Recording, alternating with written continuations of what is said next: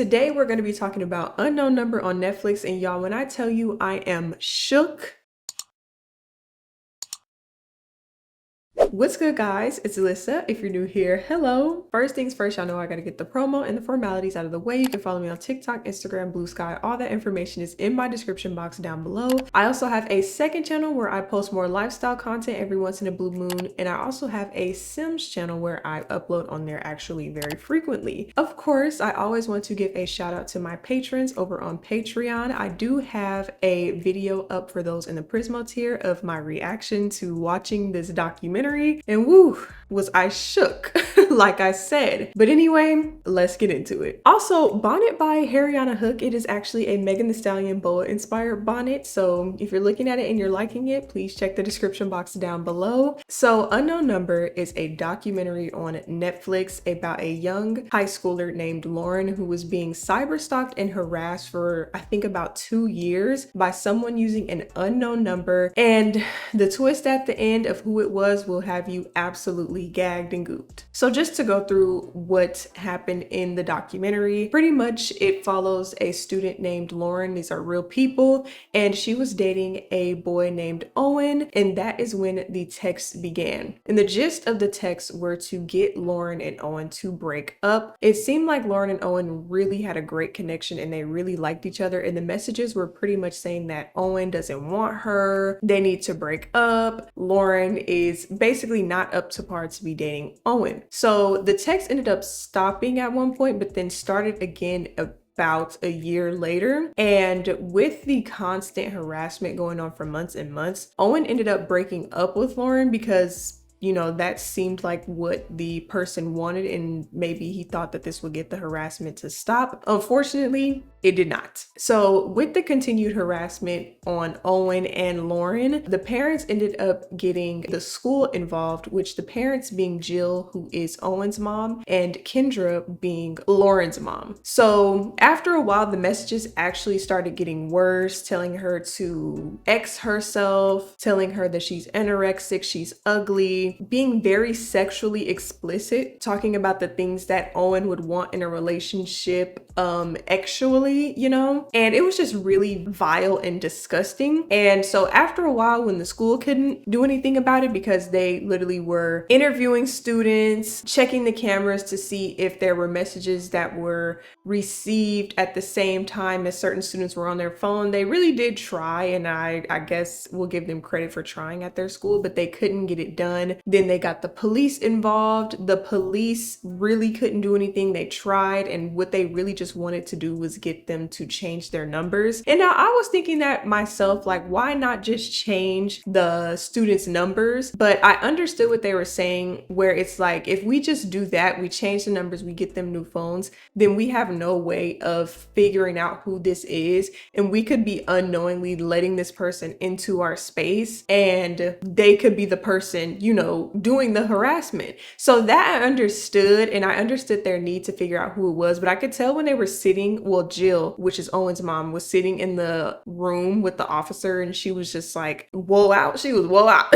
Her hair was looking frazzled and a mess. The police officer was kind of just like, well, did you get him a new phone? She's like, no, I just took his phone. And he's like, did you change his number? Like, they really just wanted her to do that, because really that's what would solve this case, really. And it's something that they can do on their end, but I completely understand them wanting to get justice for what these students has been through due to this person with the harassment. So after a while, the police couldn't do anything. So then the police exhausted their resource. They get the FBI involved. Now, when the FBI got involved, at that point, I was like, oh, the ball is getting rolling. You know, they sending out the subpoenas and the everything. And I was just like, oh yeah, the FBI then got to it. If anybody gonna figure it out, it's the FBI, right? Let me take it back. The police were involved, and they were suspecting that it was one of the kids' friends, Chloe. Chloe had kind of a wishy-washy relationship with Lauren, who's the main girl that's being harassed. And so they suspected that it was Chloe. And even the person that was sending the messages was implying that they were Chloe. And it turns out it was not Chloe, which is crazy, and I'll get into that later. And then they suspected that maybe it was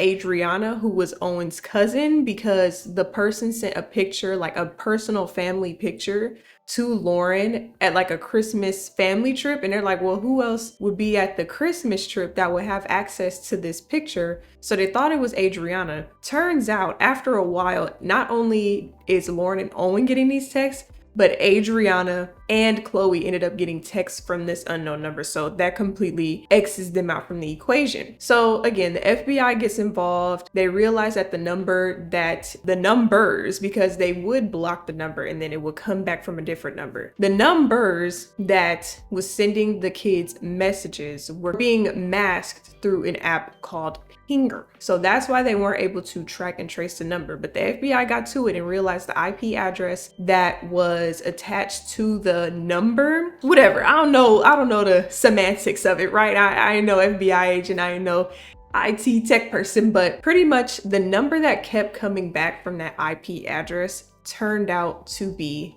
Kendra, which was Lauryn's mother. Y'all, when I tell y'all, I was absolutely in shock. I was like at first when I was watching, I was like, huh? No. Like, just like Jill said, like when they told her that it's Kendra, she's like, no, it couldn't possibly be Kendra. Like, why would it be Kendra? I was thinking that, but as it went on and the police went to her door to confront her and confiscate her devices, I was like, oh, it really is Kendra. And the messed up thing about it to me is just like, how could someone do this to their child? Kendra is literally Lauryn's mom. When I tell you these messages were so sexually explicit that it was just like, how can an adult talk to a child like this in general, but not only that, your own child? And I can tell that they were interviewing her, and I feel like they were trying to humanize her in a lot of ways. Now, I'm not discrediting anything that she has went through, but I'm gonna get into how I interpreted all of this, because if y'all watch my channel, y'all know I'm a girl with mommy issues. So one thing I definitely didn't expect from watching this documentary was being goddamn triggered. Kendra was trying to justify why she did this, and nothing that she could have possibly said made any sense as to why you would do this to your child. But not only was she doing this to her child, apparently she was lying about having a job for like a year, and the police were saying that they feel like she never had this job. She was also saying that the original text messages after the Halloween party, which is why the messages were being sent to her, I guess, because Owen had invited Lauryn to this Halloween party, and the messages kind of began saying like, you know, Owen doesn't want you, don't go to the party, this and that. Then they stopped after that, then they came back. So she was saying the original messages were not her, but then she continued it after the fact, and her justification was like she wanted to see if the kids would say anything back to her that would hint at who the person is so she can figure it out. Then it just snowballed into something else. Now, I agree. I think that she was the person doing it the whole time, because like, once you find out somebody is a liar, everything they say after that is just going to never feel like the truth, and you will always question it. So I personally feel like it was her the whole time. And while they were interviewing her, you would never suspect that it was her in the end, because of the way she was talking at the beginning of this. She was talking about how they were going through financial struggles during this time. They had to move like 4 times. The relationship between her and her husband were crumbling, just to find out that she has been unemployed all this time. And Lauryn was saying like, she didn't understand how she did it, because she would literally like leave or be like, I gotta do this for work, and mind you, she don't have a job this whole time. So it was like, where have you been going and what have you been doing this whole time? Which also explains why she was able to be sending these messages throughout all hours of the day. Like, she literally became so obsessed with this.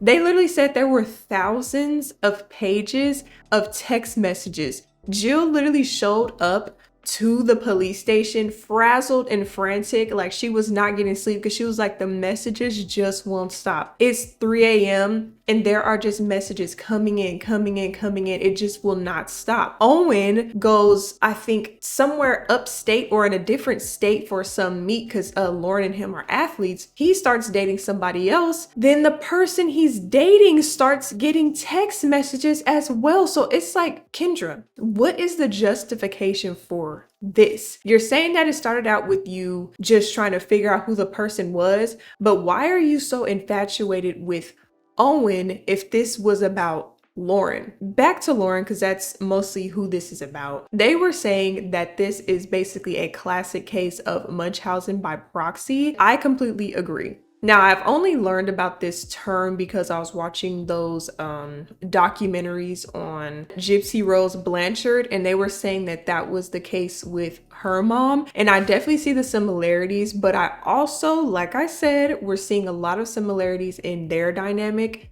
with my own mother. Now, I don't necessarily have a direct relationship with my mom like this, but I can see similarities in how she treats my siblings. Basically, Munchausen syndrome by proxy is a mental illness and a form of child abuse where the caretaker of the child, most often the mother, either makes up fake symptoms or causes real symptoms to make their child look sick. So in this case with Lauryn, basically Kendra is creating a false sense of her child being in danger so that Lauryn would need Kendra in the end, because Kendra would be the person that Lauryn comes to when all of this stuff is going on and coddle her and console her. Now, when we take it back, Kendra's talking about, y'all don't know my story and why I do the things that I do. Here's the thing, hurt people hurt people. So just because you have been through things at the beginning of your life is not a justification for the things that you do to cause other people harm. It's a reasoning, and it can give you a bit more of a bigger picture on the cause and effect of why you do these things. But a lot of hurt people don't hurt people, but a lot of hurt people do hurt people. So she had a friend, or whoever this person was to her, basically explain that Kendra is an attention seeker. Now, one thing about me, an attention seeker is always a person that's gonna get on my nerves, because the root of any attention seeker is literally maybe growing up they did not receive a lot of attention or validation in their life, which nobody can control, right? But then that forms into an insecurity where people grow an anxious attachment to people. Kendra was explaining that she loves Lauryn so much. When she gave birth to her, she was just the most beautiful thing, and she just wanted to protect her and love her so much. But here's the thing, with somebody like Kendra, who I believe does have anxious attachment issues, where she manipulates situation, like with her husband lying, saying that she had a job when she was not paying the bills. Her husband was explaining that Kendra was in charge of all the financials. He's going to work, hasn't been working all this time, and so they're getting evicted. He said that he lost the storage unit that had all of his stuff, just like all of their life stuff, because it was not being paid. If y'all know me, I talked about that in one of my Bob's Burgers videos, where that has actually happened to me in my childhood. So a lot of stuff from my childhood, I do not have, like basically everything, honestly. So my stuff from growing up actually starts at a certain point. So when he said that, I completely understood how traumatizing it is, because I also come from a background where one of my parents has really bad issues with financials and manipulating situations and lying. So I was like, oh, this is triggering. My thing with her and Lauryn, Kendra and Lauryn, is that a lot of times when people get pets, a lot of times when people have kids and become parents, they see these relationships with these innocent vessels as an unconditional relationship where this person is a blank slate. They're not a teenager who already has kind of morals and views. They're not, an adult who already has their mind made up and can sense and see things in people. This is a blank vessel, and you can mold them to be whoever you want them to be and love you unconditionally and never grow apart from you. And that's honestly what I feel like happened with Lauryn, because she's saying that she still wants a relationship with her mom. She understands it's her mom, but she still wants a relationship with her and all these things. And I'm like, that's by design. So Kendra actually ends up going to prison. Y'all, I did not expect her to actually go to prison for this. I was like, they locked her ass up. A part that I feel like they glossed over in this documentary documentary was the extreme weird behavior and her obsession with Owen. Why was she so invested in who Owen was dating, talking about the things that Owen would like? I can't even say the word because it's like these are kids, like the things that Owen would like intimately, and it's just like, what the hell, what are you thinking? But that's where I'm saying, so Kendra reveals that she was essayed in her childhood around the age that Lauryn was. As soon as she said that, I was like, my gears are rolling here, because I have a similar situation in my family where it's like your parents who have been harmed in a way when they grew up obviously have a warped sense of reality if they do not get the help that they needed at that time. So when she was saying that when Lauryn started to become the age that Kendra was when she was essayed, she started to fear for her and kind of see herself in her daughter. And it starts to become this warped thing of her mom also has insecurity issues, and she thought that she can fix that by having a child who would love her unconditionally. But you also have insecurity issues where you're now berating your daughter about she's anorexic, she's ugly, she's this, she's that, when really these are the insecurities that you have within yourself. And you see that Lauryn is confident, Lauryn is a popular athlete, Lauryn has it all together, which I'm sure are things that she did not get when she was a child. So there is a form of envy and jealousy in that. And I was like, ooh, this documentary. So one thing that I noticed and one thing that I can relate to is that your parents do not know how to communicate things like that with you and how to prevent that, how to be safe, how to do these things. It's always an extreme in whatever that looks like. And so her extreme was berating her daughter in these texts by saying that this is what Owen wants and this and that, because she's probably trying to figure out if Lauryn and Owen are doing these things. And she also has this infatuation with Owen. So there's just like these layers of just insanity, honestly, that nobody can fix. And Kendra would stop at nothing to get attention. And so I feel like in her doing this, it was like she's getting attention from her daughter because her daughter is going through this very hard time. So her daughter needs her, but also she's kind of like an anonymous star in a way, where she's this mystery harasser that everybody's talking about. So she's getting attention in ways that she never received before. It was also very scary and creepy, the fact that she was involved in all the kids' school activities, and now she's on a sex offender list. Owen was talking about how she would have this weird infatuation with him. She was continuing to go to his games and stuff after him and Lauryn broke up. She would cater to him, and she was like trying to cut his steak as if he was her man or something. It was very weird. And honestly, in that courtroom, I thought Jill was about to rat-tat-tat at her, but that didn't happen. I mean, it is a courtroom, but I was just like, that lady would have got it bad. For real, for real. Whew.